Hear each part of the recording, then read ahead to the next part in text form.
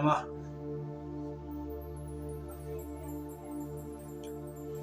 बंधुओं, अपने आप को जाने इसी जन्म में इस कार्यक्रम के अंतर्गत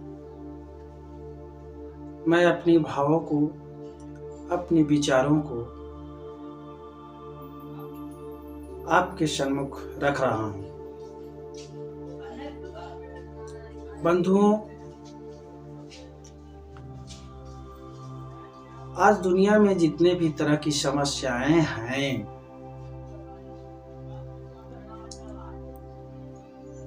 और अगर सही मायने में उस पर मंथन करें, विचार करें,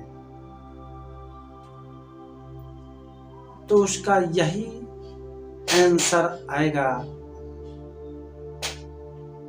कि उस समस्याओं का कारण लोग नहीं, हम स्वयं हैं।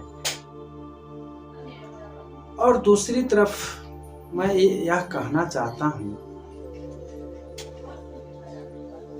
कि मनुष्य के समस्याओं से संबंधित, मनुष्य के विकास से संबंधित और जीवों के कल्याण से संबंधित इस संसार में इतने ग्रंथ और इतने बड़े बड़े पुस्तकों की रचना की गई है, जिसके बारे में हम लोगों के पास कोई गणना नहीं है, कोई रिकॉर्ड नहीं है।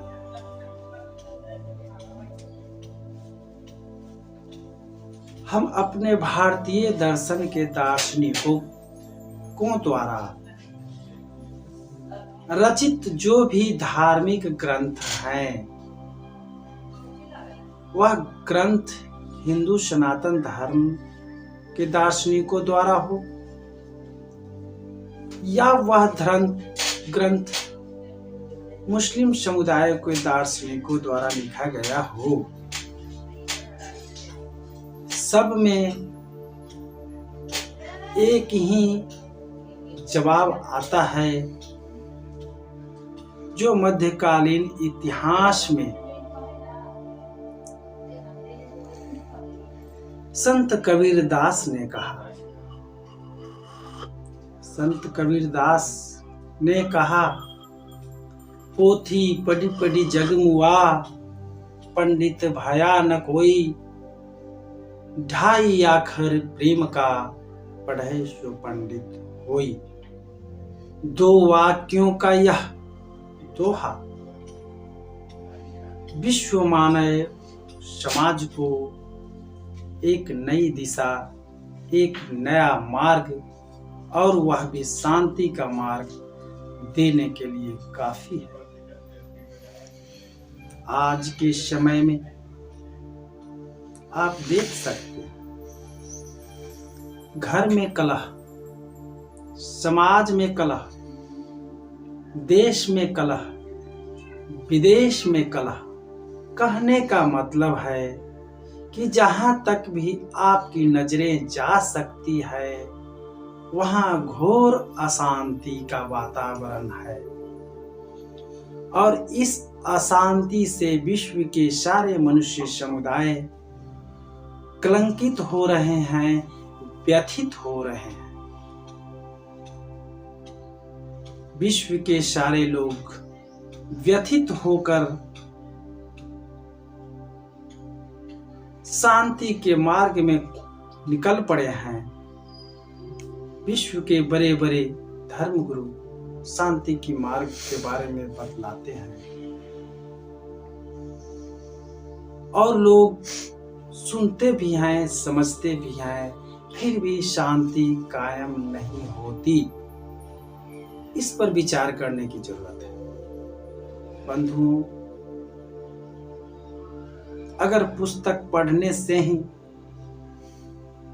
शांति कायम हो जाती, अगर पुस्तक पढ़ने से ही मनुष्य अपने आप को समझ लेता, और अगर धर्म के प्रवर्तकों द्वारा मार्गों के बारे में पढ़ करके ही लोग अध्यात्म को समझ जाते हैं। तो आज जितनी भी दुनिया में धर्म गुरु हैं, लोगों का दर्शन है, विचार है, इतनी मात्रा में नहीं होती। इसका कारण एक ही है कि इस धरती पर जितने भी लोग हैं, सबों को इस बात को समझना जरूरी है। अगर इसमें कुछ 90% लोग समझते हैं और 10% लोग नहीं समझते हैं, नहीं मानने को तैयार हैं, फिर भी शांति कायम नहीं हो सकता है।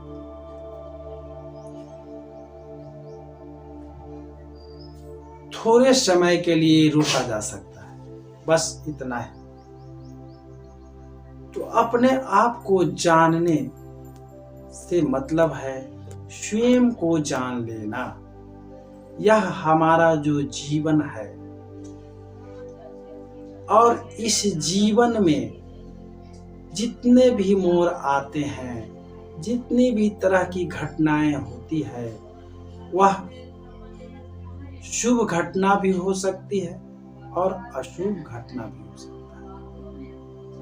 अशुभ का मतलब तकलीफ, शुभ का मतलब खुशी।